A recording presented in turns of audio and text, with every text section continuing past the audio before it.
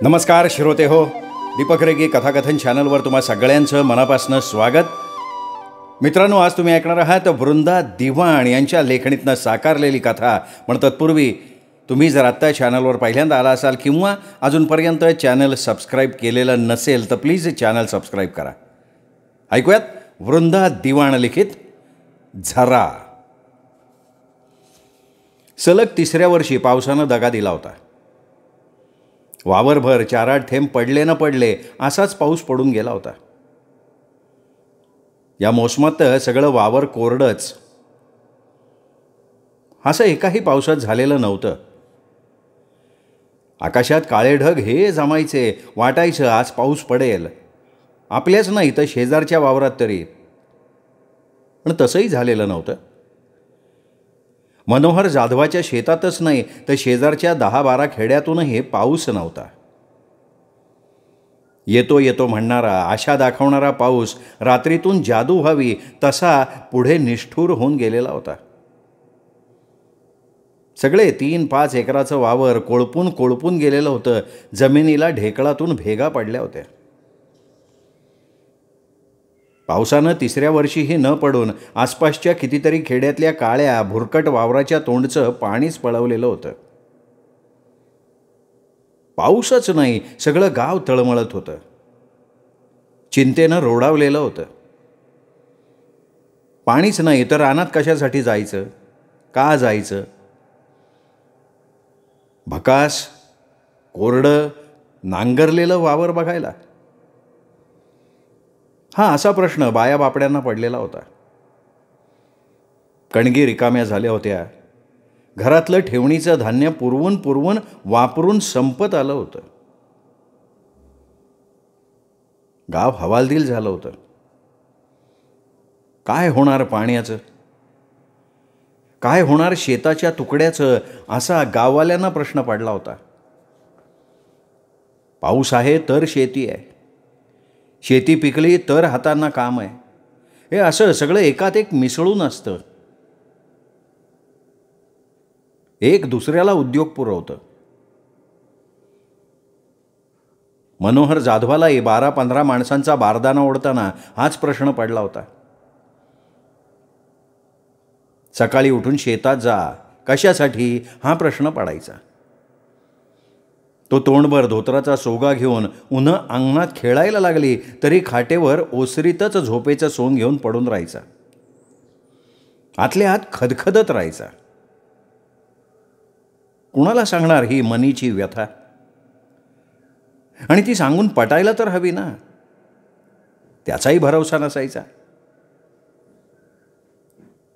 घरातल्या बायांना पुरुष माणसं चहा घेऊन 7च्या आत वाड्याबाहेर पडून शेताचा रस्ता धरत असण्याची सवय, पण तीच आता मोडीत निघाली होती. घरात पडून असलेला पुरुष बघून बायांची चिडचिड होत होती. मनोहरची बायको शेवंता काहून त्याच्याजवळ आली आणि वस्कन आवाज चढून ओरडली, आता पुरं झालं की झोपेचं सोंग, चहा झाली, उठा चोळा भरा, जा वावराकडं, पडून राहून का कोडं सुटणार आहे? मनोहरही धपकन उठला आणि तिला म्हणाला, नाही मी जातच होतो, आजवर गेलतो का नाही? पण तिथं वावर कोरडं ठाक पडलंय, पाणी नाही, काय करू मी जाऊन तिथं, सांगशील का? तो नशिबावर चिडला होता आणि तो राग त्यांनी शेवंतावर काढला. ती सुद्धा गांगरली. नवऱ्याचं हे रूप तिनेही आजच पाहिलं. ती म्हणाली, काही हे न सुचून, कुठं बी जावा, काय बी करा, पण घरामध्ये असं घुसमटून झोपू नकासा, मला येड लागन अशाने. बघा की सरकार काय करतंय का ते, बोला जरा ह्याच्याशी त्याच्याशी. आता सरकार काय पाणी धाडणार आहे का शेवंता? पाणी नाही पाडणार सरकार, पण दुष्काळग्रस्ताला मदत तर करन. छबू काकी सांगत होती, त्या कोडणीपासून विचारा जावा. छान, असं म्हणत मनोहर खाटेवरनं उठला. त्यांनी रांजणात तांब्या बुचकळून तांब्याभर पाणी काढलं. फाड डोळ्यांवर चेहऱ्यावर मारून घेतलं. 2-4 दूरवर चोळा टाकल्या. सोग्यानं तोंड पुसत शेवंतानं मांडलेल्या पाटावर चुली पुढे बसला. चहा पिऊ लागला.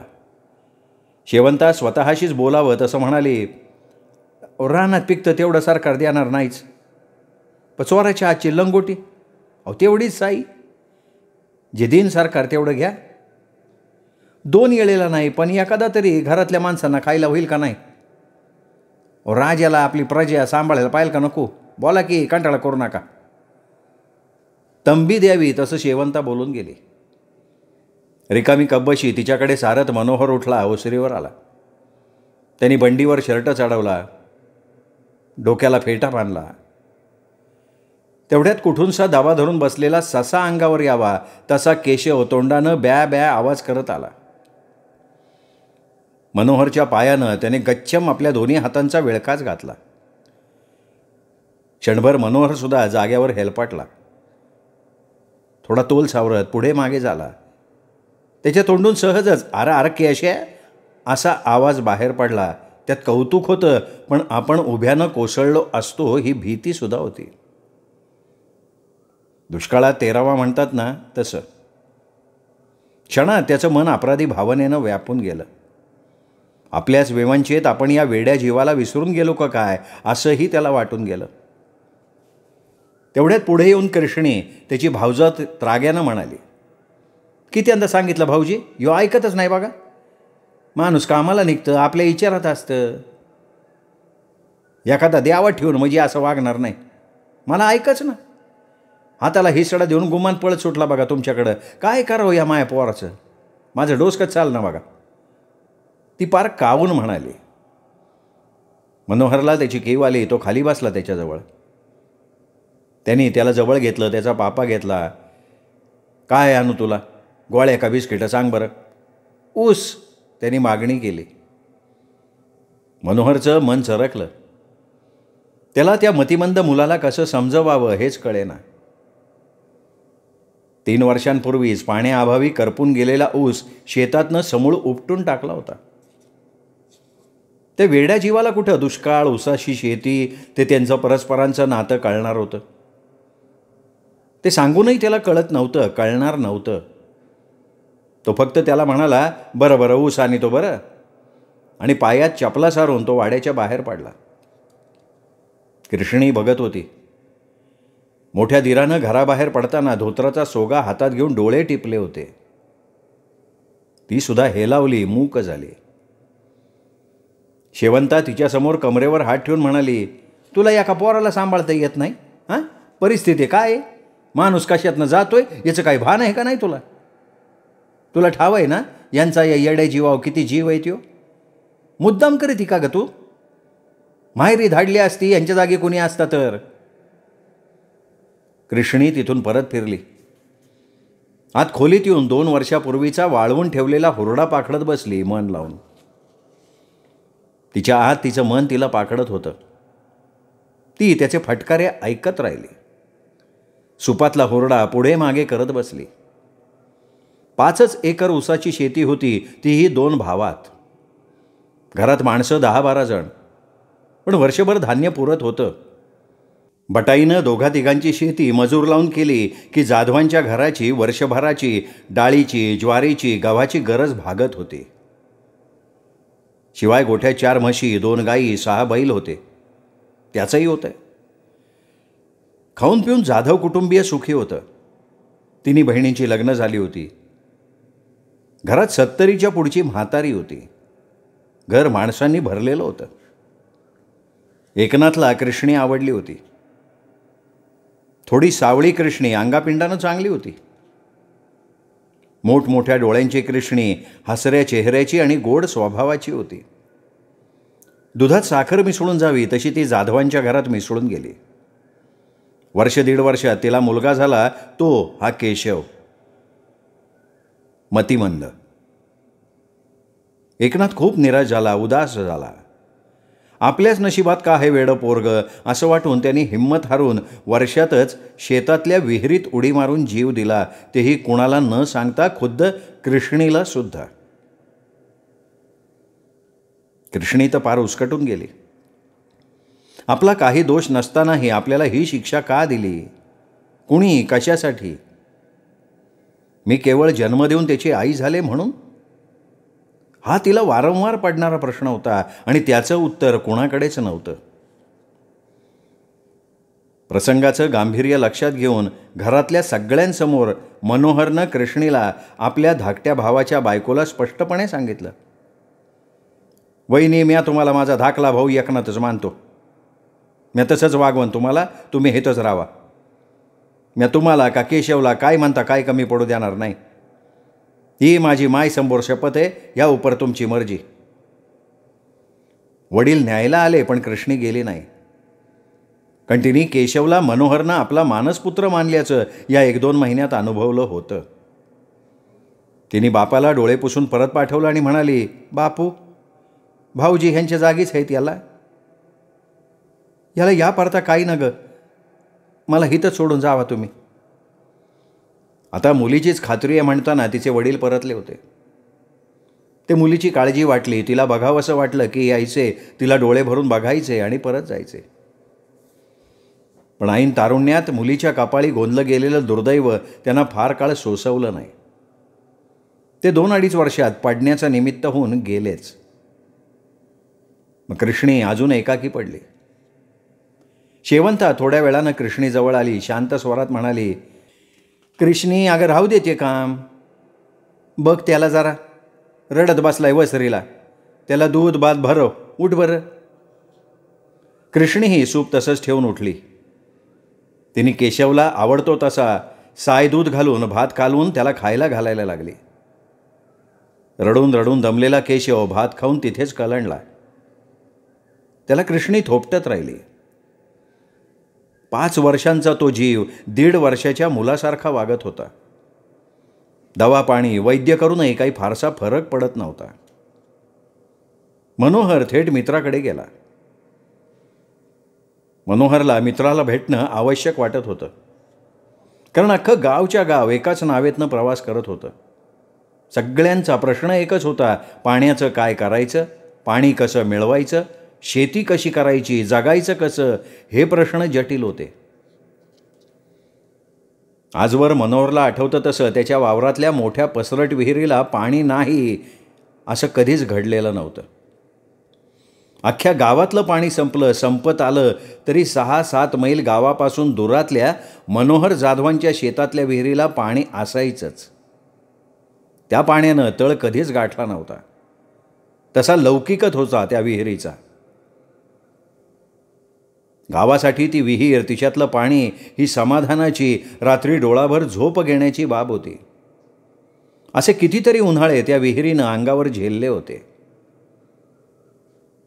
गावालाच किमान पिण्याच्या वापराच्या पाण्याचं आश्वासन दिलेलं होतं. मनोहरला ते सगळं आठवत होतं, तेही झरझर. आणि त्याला ते सगळं का आठवू नये?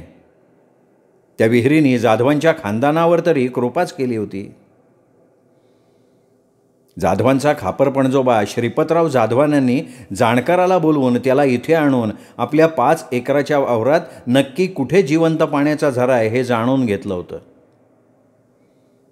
त्यावेळी त्या जनकोजी कदमांनी 8 दिवस इथे राहून दिवस रात्र जमिनीला कान लावून इथे तिथे वाकून आत्मविश्वासानं सांगितलं होतं म्हणे की इथे कुदळ मारा, इथे जिवंत झरा आहे. आणि झालंही तसंच. तो पाण्याचा खळखळ झरा लागेपर्यंत पुढे 15 दिवस तिथेच मुक्काम करून होता म्हणे. जमिनीत खोदताना ओल लागली, माती ओलसर लागली हाताला, तेव्हा तोच जनकोजी कदम श्रीपतराव जाधवांइतकाच आत्मानंदानं खुश झाला होता म्हणे. त्यांनी श्रीपतराव जाधवांना सांगितलं, तेही छातीवर हात ठेवून, की हे बघा, यो जीवन झरा आहे, तुमच्या 10 पिढ्यांना हा पाणी देणार. आणि त्यावेळेला जमिनीला तृप्त करण्यासाठी झरा लागल्यावर शेळी आणि तिच्या कोकराचा बळी दिला होता म्हणे. तरुण आणि कोवळं रक्त त्या झऱ्यात त्याच्या भोवतीच्या जमिनीवर शिंपडलं गेलं होतं. ही अशी दंतकथा पुढे रूढ झाली होती. ही दंतकथा जाधव कुटुंबीय मीठ लावून चवीनं गाववाल्यांना सांगत फिरत होते आणि त्या सांगण्यात आश्चर्याबरोबर कौतुक होतं. आणि का नसावं? पाण्याचं दुसरं नाव जीवन हे आहेच की. कोंडिबाच्या घरापर्यंत येतो मनोहरच्या मनात हे असलेच विचार फेर धरून नाचत होते. तो कोंडिबाच्या वाड्यात पोहोचला तरी त्याच विचारानं भारलेला होता. आपण इथे कशासाठी आलो आहोत याचाही त्याला क्षणभर विसर पडला होता. कोंडीबाची म्हातारी नजरेला पडल्यावर तो भानावर आला, कारण आत मान वळवून म्हातारीनं लेकाला हाळी दिली. कोंड्या, अरे मनोहर आला हे, बाहेर ये बाबा. मनोहर, बस रे बाबा, काय म्हणतो, असं म्हातारीनं विचारलं. हवा पाण्याची चर्चा करण्याचे दिवसच नव्हते, मग बोलणार कशावर आणि कशा संबंधी? शेती, पाणी, मजूर, बी बियाणं, खरं तर हेच या दिवसातले चर्चेचे विषय असत. कोंडीबा बाहेर आला. दोघं अंगणातल्या खाटेवर बसले. उन्हं अंगणभर पसरली होती. 5च मिनिटात दोघेही घामाघूम झाले. तसं म्हातारी म्हणाली, अरे वसरी वरट्या का, म्याच्याच सांगायचं ते. ती त्या दोघांना मोकळीक देऊन आत गेली. आत पेटलेल्या चुलीचा धूर ओसरीवर तरंगत वास मारत होता.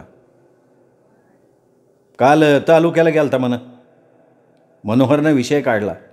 ताकाला जाऊन भांडं कशासाठी लपवावं असं वाटून. कोंडीबानं तोंडभर जमलेली पिंक टाकली. मान वळवून म्हणाला, हा गेलतो, समजा लाबाडाचा व्यवहार. तुमकीची आपल्याला कोण दाद देणार तिथं? मग इकडं तिकडं दाढत्यात पळवत्यात. ते सरकारी अनुदानाचं काही खरं नाही गाड्या. आपणच आपल्यासाठी काय करावं पडन.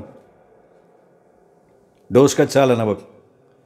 राजवर जाधवाच्या हिरीचं पाणी कधी आटलं होतं का, तूच सांग. पर घडलंय ना ते विपरीत. आता प्यायला बी पाणी नाही तर गावात राहायचं कशा पाय? ते टँकरवाले वादळासारखे कधी बी येणार, कधी बी जाणार. मग ही झोम्मड, मारामारी, चेंगरा चेंगरी. तुला त्यो हो वरलकडचा अर्जुन आहे ना, त्यो पाटलाचा, त्योच रे, त्यो सुचवत होता. म्हणजे असं माझ्या कानावर आलं बरं का. काय सुचवलं त्यानं, सांगशील का नाही त्यो? ह्यानी हे उत्सुकतेनं विचारलं. तेही स्वाभाविक होतं म्हणा. गावाला काहीतरी करून पाणी हवं होतं आपल्या हक्काचं. कोंडीबा थांबला आणि काही क्षणानंतर म्हणाला, माझा विश्वास आहे तुझा ठावं नाही. अरे पण कशावर ते तर सांगशील का नाही? तुझा खापर पंजोबा जनकोजी जाधव, त्यांनी शेळी आणि कोकराचा बळी दिला होता नवं का? तवा पाणी लागलं तवा रे जिमिनीला. हा, असं ऐकून आहे आम्ही बी. विचार कर, मध्ये इतकी वर्ष गेली, या भूमातेला पुण्यांदा काही पाहिजेल असन का नाही? अरे म्हणजे नवा बळी रे, ते रुसले असन की. तू कधी हिरीची पूजा केली का? का खाना नारळानं तिची वटी भरली? आठवून बघ बरं. कोंडीबा मनोहरला चुचकारत म्हणाला, अरे एवढंच आहे का? उद्याच्याला करतो की मी आणि शेवंत शेतात जाऊ, करून टाकू. हाय काय नाही काय?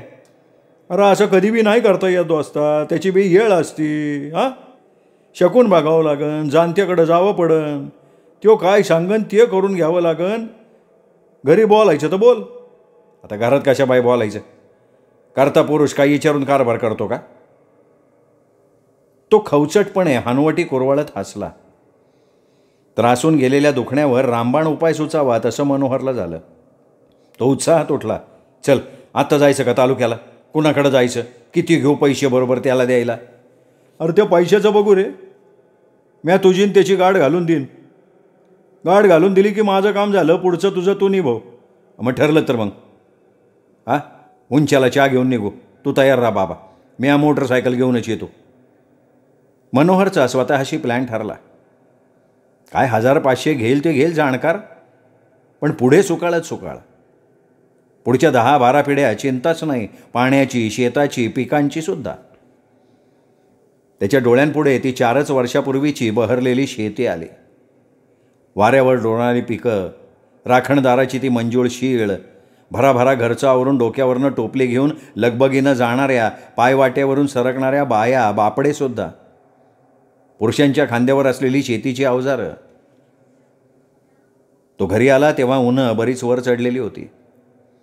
तो दिसता शेवंत हसली. तो ओसरीवर बसताच विचारती झाली, काय म्हणला कोंडीबा, भेटला का नाही?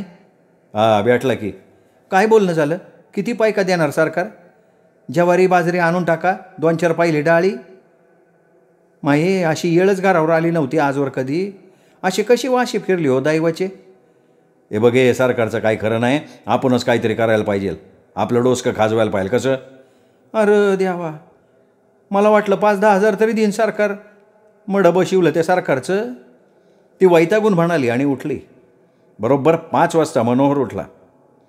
रात्री थोडी झोप लागली होती, पण फार नाही. तशी झोप ह्या 1-2 वर्षात येतच नव्हती. त्यांनी शेवंताला उठवलं. जरा चहा टाक, तालुक्याला काम आहे, कोंडिबाच्या संगड जायचे आणि कशा पायी विचारायचं नाही. त्यांनी मनातली असहाय्यता डोळ्यात स्वरात आणत म्हटलं. मनोहरनं उजाडता मोटरसायकल कोंडिबाच्या वाड्यापुढे उभी केली, हॉर्न दिला. त्याला कोंडिबाच्या वाड्यात आज जायचंच नव्हतं. उजाडायच्या आत गाव सोडायचं होतं. काम झालं की राम भरोशात जेवण करून गाव दिवस मावळायच्या आत गाठायचा होता त्याला. तो कोंडिबा बाहेर येईपर्यंत त्याच्या वाड्याच्या बाहेरच्या भिंतीवर काढलेले भालदार चोपदार बघत बसला. 3च वर्षापूर्वी त्याच्या धाकट्या बहिणीचं लग्न त्याने मोठ्या धूमधडाक्यात केलं होतं. 1000च्या वर माणसं जेवली होती. थाट उडवून दिला होता अगदी. बापाच्या माघारी त्यांनी धाकट्या बहिणीचं लग्न जोशात आणि बहारदारपणे केलं होतं. पण त्याला त्यावेळी कुठे माहिती होतं की पुढच्या वर्षीपासनं पुढची 3-4 वर्ष पाऊस येणारच नाही आहे. ते फिक्कुटलेले भालदार चोपदार तो मन लावून बघत बसला. तोच आलो आलो असं करत चपला वाजवत कोंडिबा आला. प्रभुदेव शास्त्रींचा वाडा आला. जुनं पडकं घर. घराच्या पडक्या लाकडी दाराला ह्या भल्या मोठ्या फटी पडलेल्या. दाराजवळ जाऊन तोंड लावलं तर वाड्यातलं सगळं जाणवणार. 12 नंतरची थोडी सामसूम झाली होती. वावर कमी झाला होता वाड्यातला. कोंडिबा म्हणाला, अरे कडी वाजीव दाराची, येईन कोणीतरी, वाजीव की. काय शास्त्री जो आपला काय येऊ. अरे 12ला झोपन तो बामन कांचा, पूजापाठ चालत असन, त्याचं 2-2 घंटे पोथ्याचं वाचन चालतं. थांबावं लागन पण शास्त्री भेटन. कोंडिबानं सांगितलेलं मनात घेऊन मनोहरनं अगोदर हळूहळू नंतर थोडं जोरात वाड्याची कडी आपटली. 2दा-4दा. कोंडिबा दाराच्या फटीला थोडं झुकून तोंड लावून डोळ्यांनी आत वाड्यात बघत होता. तो पटकन उभा राहत म्हणला, अरे आलो कोणीतरी, उघडं आता का वाड. पावलांचा आवाज थांबला. दार उघडलं गेलं. त्याआधी खरखरत जाड अडसर दूर सारला गेला होता. 21-22चा पोरगेला माणूस त्या दोघांकडे बघून म्हणाला, काय काम आहे. हा काम शास्त्री बुवांकडे आहे ती का वाड्यो. आहेत ते, पण पूजा करतायत, एखादा तास तरी लागेल. थांबता का कुठे जाऊन येता. त्यांनी वेळेचा अंदाज घेऊन सांगितलं. या दोघांची नजरानजर झाली आणि मनोहर म्हणाला, नाही आम्ही थांबतो इथं, पाणी तेवढं द्या प्यायला. तो आत वळला. तेही वाड्यात आले. ओसरीला वाहणा काढल्या वरती निघून आले. काळपट लाल जाड सतरंजी ओसरीवर टाकली होती. 1-2 तक्के भिंतीकडे ठेवले होते. समोर थोड्याशा अंतरावर झोपाळा होता. बाकी भिंतीवर राम, लक्ष्मण, सीता, कृष्ण, गणपती, दत्तात्रय यांच्या तसबिरी होत्या. त्याच फोटोखाली एक लाकडी स्टँड होता ज्याच्यावर उदबत्ती जळत ठेवली होती आणि तोच वास ओसरीवर होता. कोंडिबा म्हणाला, शास्त्री बुवा या झोपाळ्या वाजतात, इथंच बसून शकून सांगतात. त्या मुलानं पाण्याचा पितळी चकचकीत तांब्या 2 फुलपात्र आणली. तो पुन्हा आत निघून गेला. कोंडिबा म्हणाला, भेटतीन, घरीचेत. अरे खेड्यातून लय डिमांड आहेस नी. जीप गाड्या आणून लोक येतो त्यांना भेटायला. तांब्याभर पाणी पिऊन दोघं त्यांची वाट बघायला लागली. थोड्या वेळानं 2 कप चहासुद्धा आला. त्या दोघांनी घेतला. मनोहर कंटाळून म्हणाला, भेटतं होईन, चक्कर तर काय वाया जाणार नाही. गडी काय सांगतो ते ऐकून तर घेऊ. अरे पुढचं पुढं गुण येतो लोकांसनी, तुला बी येईन.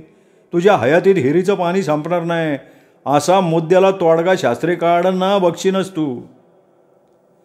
जवळजवळ तासानंतर शास्त्री बाहेर आले. अंगावर पंचा घालून.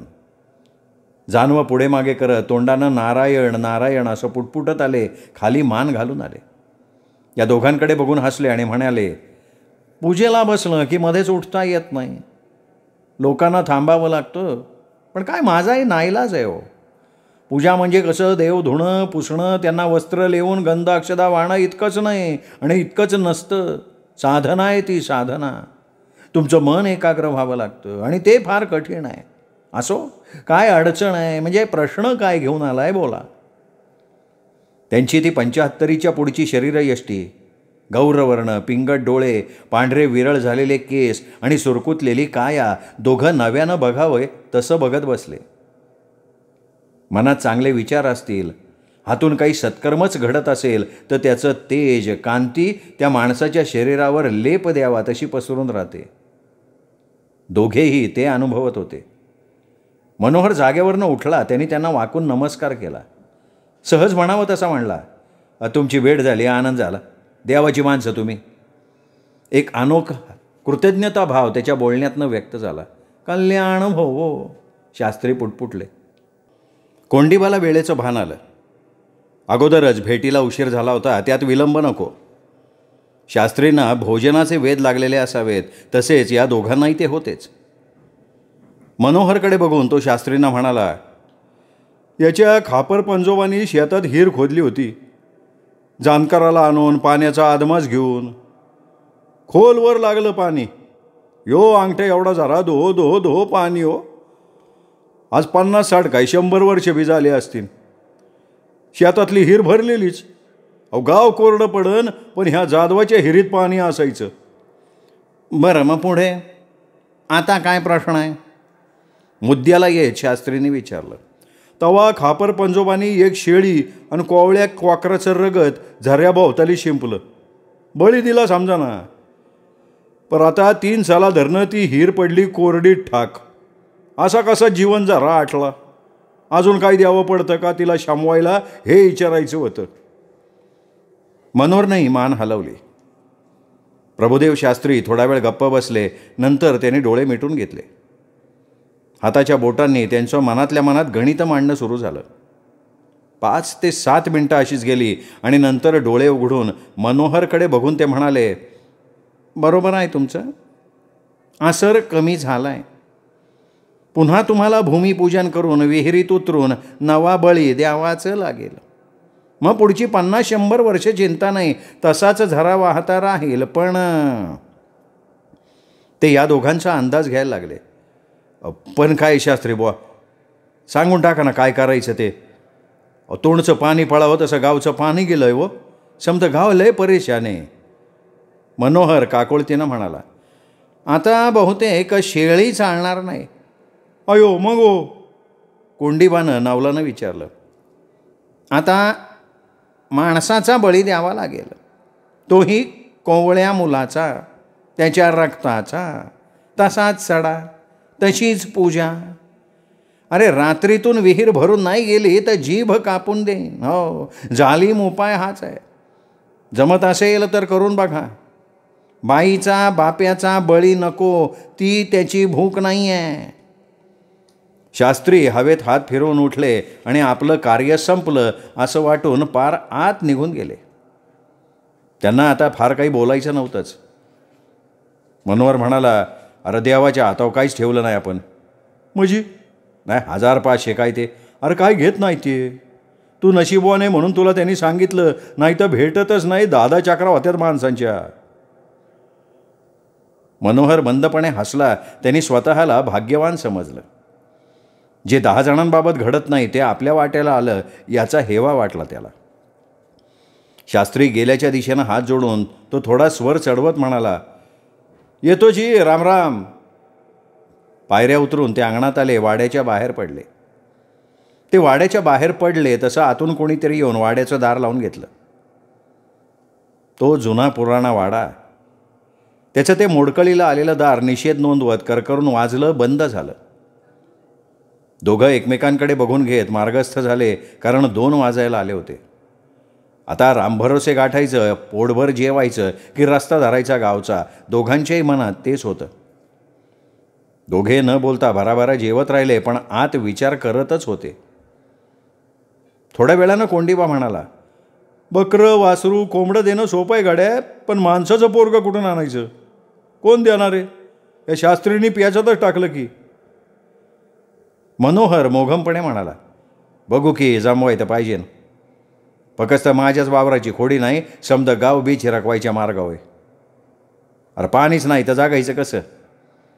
गाव वस पडेल, गर वस पडती ना. हाहाकार माझन समधीकडं. शांत डोसक्यात विचार करून बघाव. तोडगा काढल्याला पाडन. असं हडबडून नाही चालणार. बरं एक आहे दोस्ता, हे आपल्या दोघातच बरं का. ना तू तुझ्या कारभारणीला सांगशील आणि माझ्या कसं. त्यांनी आपला हात त्याच्या पुढे केला. क्षणभर विचार करून कोंडीबाई म्हणाला, कबूल आहे. आपल्याला काय हिरीला पाणी लागण्याची मतलब कसं. दोघांनी टाळ्या देत हसून घेतलं. गावाला ते दोघे दिवस बुडतानाच पोचले.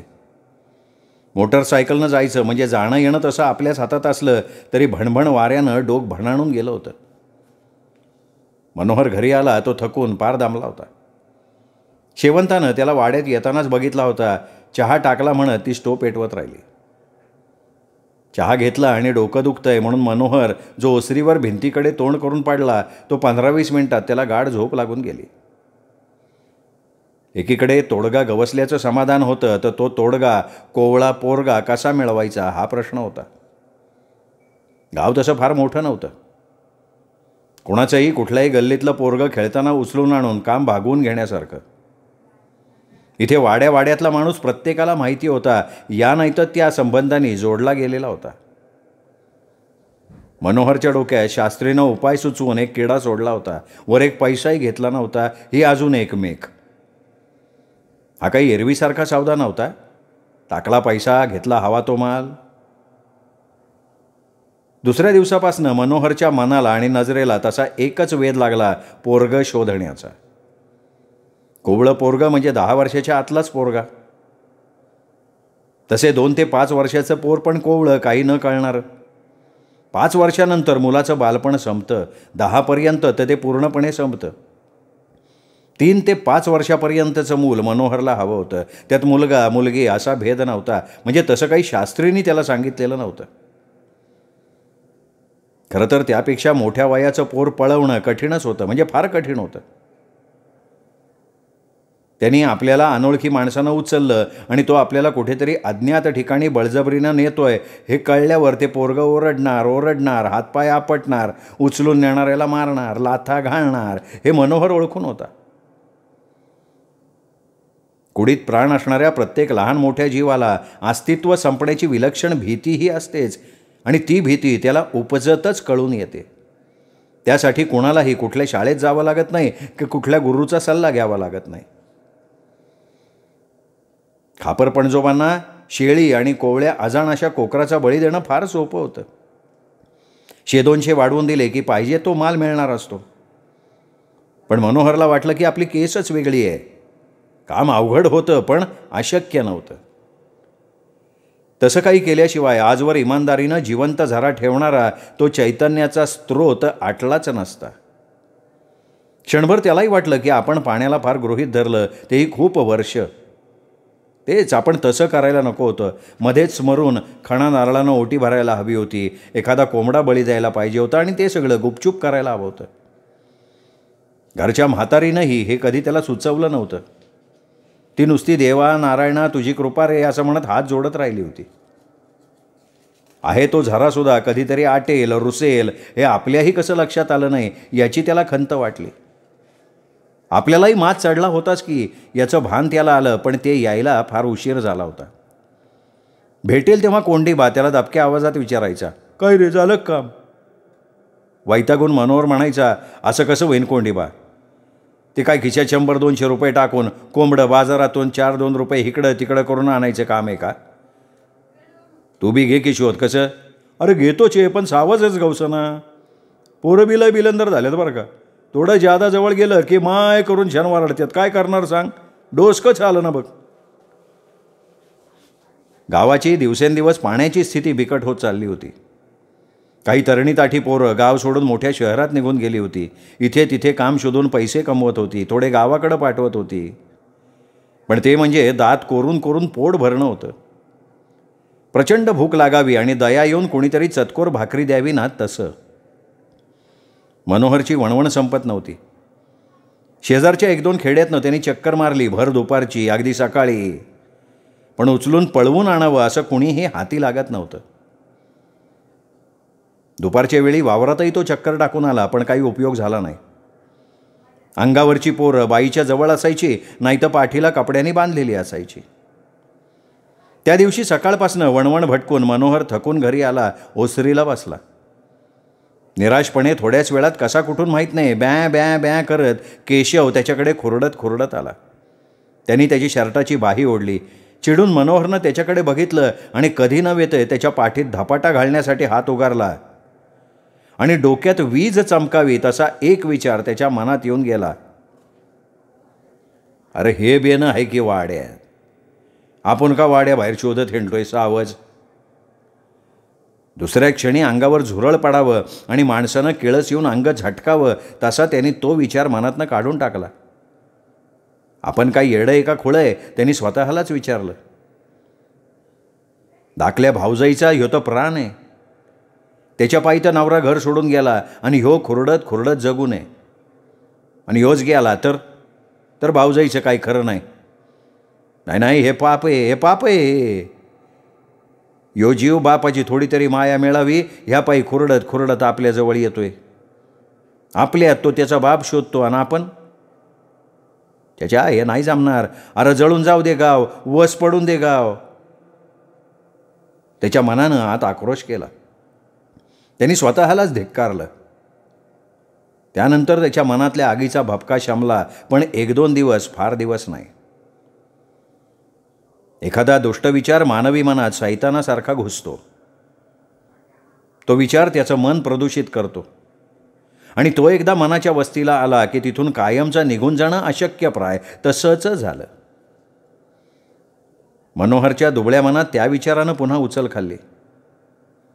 ते त्याला एखाद्या पछाडलेल्या संबंधासारखं पुन्हा पुन्हा सतवायला लागलं. कधीही, दिवसाच्या कुठल्याही प्रहरी. त्याला मग वेळ काळ याचं बंधनच राहिलं नाही. ते बेभान झालं. त्यांनी मनोहरला सुद्धा बेभान केलं.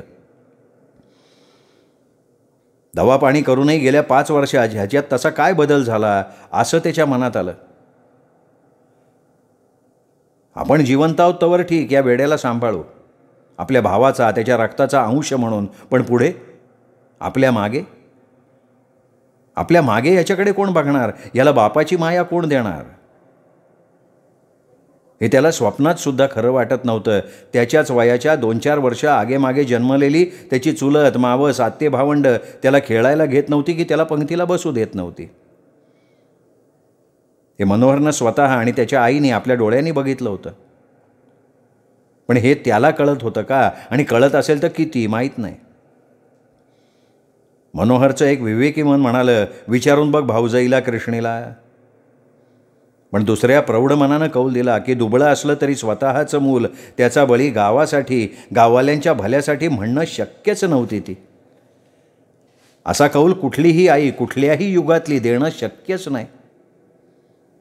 मनोहरला ते सुद्धा पटत होतं. नाही, तेच मान्यही होतं.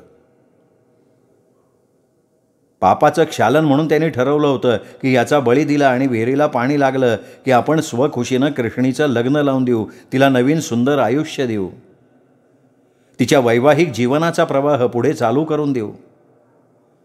तोही अशा रीतीनं की केशव गायब झाल्याचं दुःख मनाच्या पार कपारीत नेहमीसाठी गोष्टीतल्या राक्षसासारखं दबा धरून बसलं. तेही वर्षानुवर्ष, तरी त्याची हिंमतच होणार नाही पुन्हा वर डोकं काढायची, प्रकाशात येण्याची. हा विचार त्याला पटून गेला आणि तो स्वतःशी हसला. त्यांनी मनातल्या प्रेमाचा वर्षावच त्याच्यावर करायला सुरुवात केली.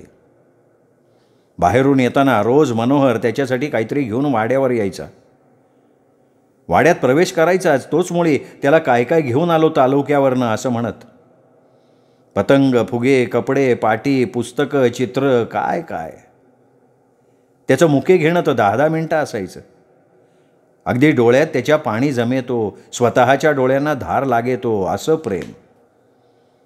शेवंतानं गमतीनं म्हटलंच परवा, अगं माय, चुलत्याला या 15 दिवसात इतका का पुतण्याचा पुळका आलाय? स्वतःच निपुत्रिक असल्यावानी. काय काळबिरं नाही ना तुमच्या मनात? तिने गमतीनं आणि चेष्टेत खडा टाकून पाहिला होता. एरवी मनोहरनं सुद्धा ते सगळं मजेत घेतलं असतं, पण आत्ता तसं नाही झालं. तो स्वतःशी सावध झाला.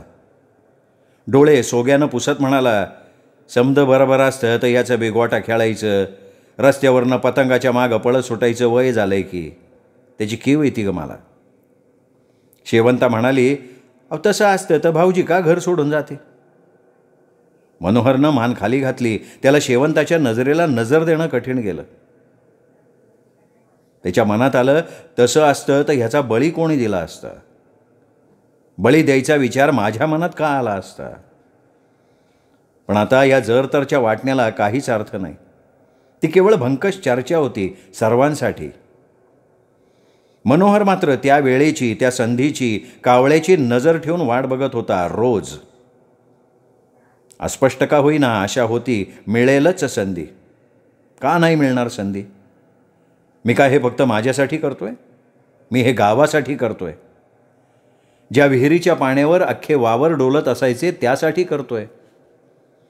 गावाच्या, गाववाल्यांच्या भल्यासाठी हे मी धाडसानं करतोय. यात माझं चुकत असेल तर मला पाप लागेल, लागू दे. देव का दैव मला देईल ती शिक्षा मी भोगेन, मला ती शिक्षा चालेल. अगदी ह्या जीवाच्या बदल्यात त्यांनी माझा जीव घेतला तरी. केशवकडे शेवंता कृष्णीच नाही तर वाड्यातली लहान मोठी भावंड नजर ठेवून म्हणता येणार नाही, पण कोणी ना कोणी असायचं. कोणीच नसेल तर त्याला म्हातारीच्या खोलीत खाटेजवळ सोडून कृष्णी धुणं धुवी, भाकरी बडवी. मनोहर दुपारच्या करकरत्या उन्हात लोटलेलं वाड्याचं दार हळूच लोटून आतमध्ये आला. त्याचं दार लोटून वाड्यात येणं इतर कोणाच्या नाही तरी म्हातारीच्या बरोबर लक्षात येई. तिचं याच्या घरी परतण्यावर बारीक लक्ष असे. तिची नजर आधू झाली होती, पण कान पूर्वीपेक्षा तीक्ष्ण. पण आत्ता तिचाही डोळा लागलेला असावा. 2 वाजून गेले होते. त्याला सपाटून भूक लागली होती. हातपाय धुवून तो जेवणारच होता तर केशा खांबाला टेकून पेंगत बसला होता. काका वाड्यावर परतण्याची वाट बघत. त्याचं तोंड उघडं पडलं होतं. खूपदा ते तसंच असे. मग तोंडातनं लाळ हनुवटीवर उतरे. आत्ताही तसंच झालं होतं. मनोहर हलक्या पावलानं चपलांचा आवाज न करता एक एक पाऊल पुढे आला. त्यांनी गपकन केशाला उचलून घेतलं आणि पहिली गोष्ट केली की त्याच्या तोंडावर गपकन आपल्या पसरट पुरुषी पंजाची सगळी शक्ती एकवटून दाबून धरली. त्याचं तोंड दाबून धरलं आणि वेगानं तो वाड्याच्या बाहेर पडला. त्यांनी मागच्या पायानं वाड्याचं दार लोटलं.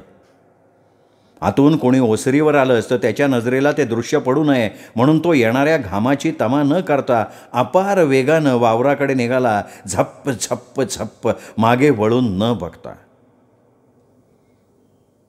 1 तास लागणारा रस्ता त्यांनी अवघ्या काही मिनिटात पार केला. घामाची तमा केली नाही की स्वतःच्या थकण्याची. आंघोळ करून यावी तसा तो घामानं निथळत होता. तो त्या मोठ्या घेराच्या विहिरीजवळ आला. त्या कोरड्या रणक्या बाईच्या कपाळासारख्या तिच्या भकास तळाकडे त्यांनी क्षणभर डोळे मोठे करून बघितलं. ते गोटे, बाटल्या, काही कपडे, काटक्या ह्यात व्याप्त होतं. बेकार, बेवारशी दिसत होता तो तळ. त्यांनी हात उंच केले आणि हे घे, हेच पाहिजे होतं ना तुला? आणलं मी माझंच रगत, त्याचाच घे निवद, असं म्हणत त्या केकाटणाऱ्या केशवच्या दुबळ्या देहाला हातातून सोडून दिलं त्या विहिरीत. क्षणात मान मोडून कोंबडं टाकावं तसा केशव त्या विहिरीत हातपाय पसरून पालथा पडला.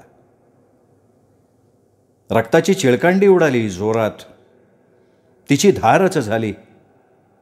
डोक्यावरनं एक अनोळखी पाखरू ची ची करत भेसूर आवाज काढत दूर उडून गेलं. म्या माझं काम केलंय, आता तू पाणी दे, तुझं काम कर,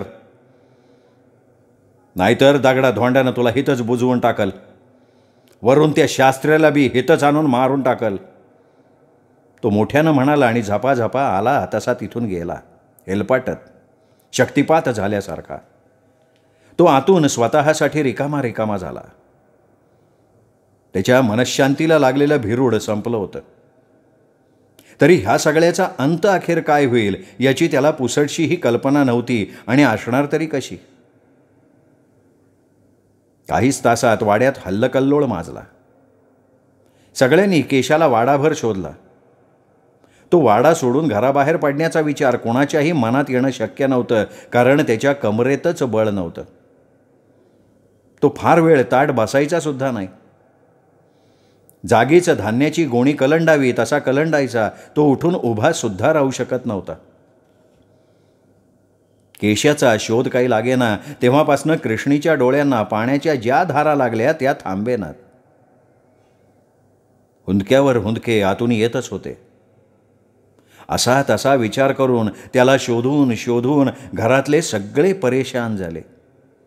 कुणाचीच मती चालेना, कुणाचाच अंदाज खरा ठरेना, फक्त वायफळ गप्पा, वांझोट्या. शेवंता नवऱ्यापुढे आली. त्याच्या समोर उभी राहून विचारती झाली, कुठं लपिवलं लेकराला? सदा वसरीला बसणारं लेकरू असं कसं हरवतं? ती काय सुई आहे का खेळण्यातला भावरा आहे? आणि तसा बी तो कोणाकडे जाणार यातला नाही का? त्या पाण्यापायी तुमच्या मनात काय काळं बिरता आलं नाही ना? हे बघा, तुम्हाला आण आहे सांगा. अहो, ती कृष्णी बघा रडून रडून डोळ्याची मुटकुळं झाली तिच्या. सकाळ धरणं तोंडात पाणी नाही गेलं तिच्या थेंबर. अहो, तुम्ही गप का? मला काय ठाव आहे? आणि तू मला कशाला विचारून राहिली? असं केलं असं ना तुम्ही तर कुत्र्याच्या मौतीनं मराल, शाप लागन तुम्हाला, मुक जनावर ते. ती चडफडत आत निघून गेली. मध्ये 2 दिवस असेच गेले. केशाचा काहीही शोध लागला नाही. मनोहर मात्र गबगार होता. फक्त बसून होता ओसरीला. वाड्याच्या बाहेर तो पडला नाही, पण बेचैन मात्र होता कमालीचा. म्हणता म्हणता वाड्यातली बात गावभर झाली. लोकांची रीघ लागली वाड्यावर. इतक्या जणांची सहानुभूती त्या वेड्या जीवाला मिळालेली बघून मनोहर हबकून गेला. 4थ्या दिवशी आतनं तरातरा येऊन कृष्णी मनोहर पुढे दत्त म्हणून उभी राहिली, थेट त्याच्या डोळ्यात बघत जखमी जनावरासारखी. तिचा तो अवतार, तिची ती अवस्था, या सगळ्याकडे मनोहरचं प्रथमच लक्ष गेलं. तो बावरून गेला. असं आजवर कृष्णी एकनाथ गेल्यापासून थेट त्याच्या पुढे त्याच्या डोळ्यात बघत उभी राहिलीच नाही कधी. मनोहर सटपटला. भाऊजी, समजा जग काय बी बोलू दे, माझ्या डोसक्यावर हात ठेवून सांगा की अशाचं काय झालं? तुम्हासनी खरंच ठाव नाही असं सांगा. मी विश्वास ठेवन गळ्या शपथ. अहो, तुम्ही दिलेल्या शब्दासाठी मी इथं राहिले का नाही? आता बोला की खरं खरं. मनोहर स्वतःशी दचकला. त्याला दरदरून घाम फुटला. अशी काही वेळ आपल्यावर येईल याची त्याला सुतराम शंका सुद्धा कधी आली नव्हती. तो ततपप करायला लागला. कृष्णीनं आतून पेटून उठून झपकन पुढं होऊन त्याचा हात स्वतःच्या विस्कटलेल्या केसांच्या डोक्यावर ठेवला आणि म्हणाली, बोला की बोला. मनोहरनं आपला हात तिच्या डोक्यावरनं काढून घेतला. झटक्यानं चटका बसावा तसा.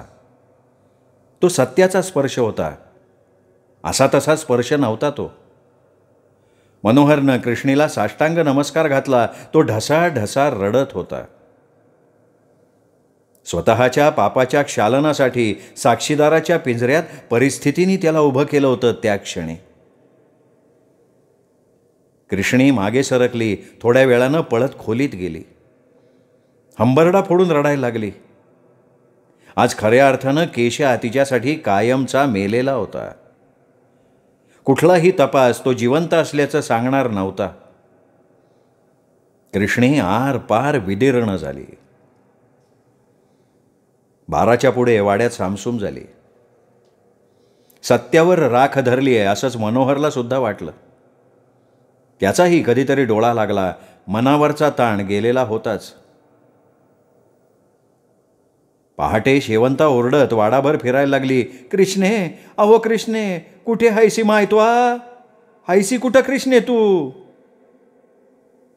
वाड्याचं दार लोटून कृष्णी पहाटे कधीतरी गुपचूप वाड्याच्या बाहेर पडली होती हे सगळ्यांना हुडकताना कळून आलं. पुढे कृष्णीचा शोध. इथे तिथे सांगावा सगळं सुरू झालं. कृष्णी गेली, ती गेली कायमची. वाडाच तिला पारखा झाला. त्या आठवड्यात कधीतरी फुगून वर आलेलं केशाचं प्रेत कुणाला तरी दिसलं. त्यांनी वाड्यावर येऊन डोळे विस्फारून सांगितलं आणि त्याचबरोबर, अरे हिर भरली वर लागेतो पण पाण्याला नासका कुचका वास मारतोय, हे सुद्धा कुणीतरी सांगितलं. इकडे मनोहर मात्र विहिरीला पाणी लागून विहिरीतला जिवंत झरा पुन्हा वाहता होऊन सुद्धा स्वतःसाठी भकास उदास झाला.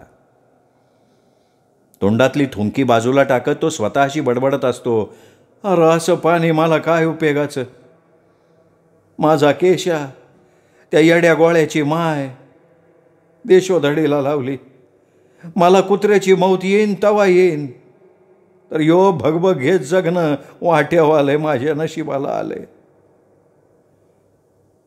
आता मनोहर जेवला तर जेवतो, केव्हाही झोपतो, कुठेतरी गावभर भटकत फिरतो.